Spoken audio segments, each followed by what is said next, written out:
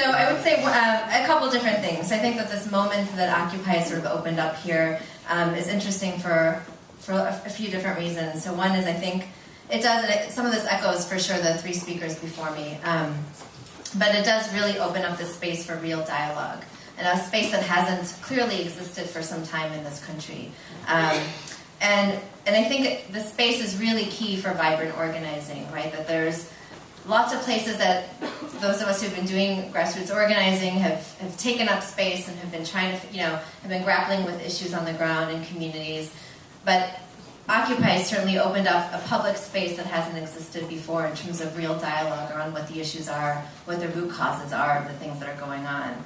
And I think that, in particular, having this in a mainstream conversation is really interesting, and it does, with all of it, it does open up lots of things, right, in terms of what the issues really are, what the struggles are within the conversation.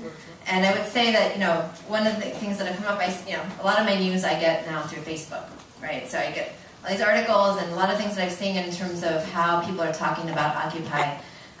There's a lot of, clearly a lot of critique around the Occupy movement.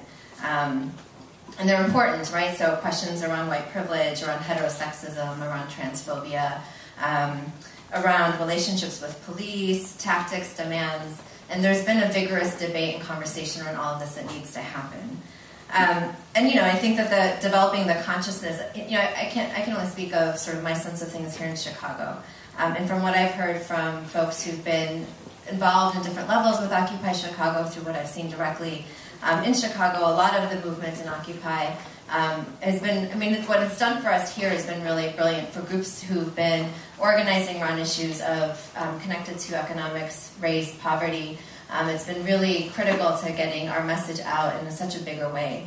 But I also think that there's a critique here around, and there are people who are struggling with how to make sure that any efforts that are led primarily by white middle-class folks involved in the movement, like there are real critiques there and there's real work to be done in terms of expanded consciousness. What I'm interested in is how we expand consciousness and continue to expand the consciousness of organized communities of color. And actually, I'm trying to relearn even that phrase. So instead of saying communities of color, people of color, actually what I really prefer is people of the global majority. That's actually who we are, right? We're people of the global majority. It's a very different context in how we actually name and claim space. So if I ever say communities of color, you just sort of, hey, PGM. But I think that, I think that's the place of where the work is that we've struggled with, right? Is how do we actually continue to grow and expand and learn from people of the global majority that we work with and organize. How do we make sure that that we really can, and how do we use the leverage that exists in this moment, right, to push forward the issues that people have been organizing around for decades, more than decades, right? But sort of my analysis of what I've seen is in the last few decades.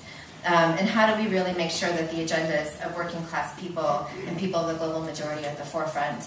The collaborative has really done a lot of this work this last year. Has been really exciting for us. We actually, as soon as Mayor Daley announced that he wasn't running for re-election, we really took the space of like this idea of this moment of imagination, right, an expanded imagination. Like, what could Chicago look like without Daley?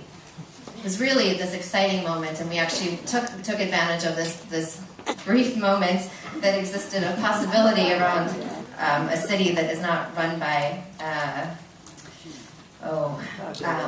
Thank you. So, and in that moment, what we really did was we figured out that there was a lot of, and there's a huge hunger for how do we actually imagine what the city looks like? How do we do this and take our issues at the forefront? How do we define what the city should be? We organized 25 organizations, brought 2,600 people together.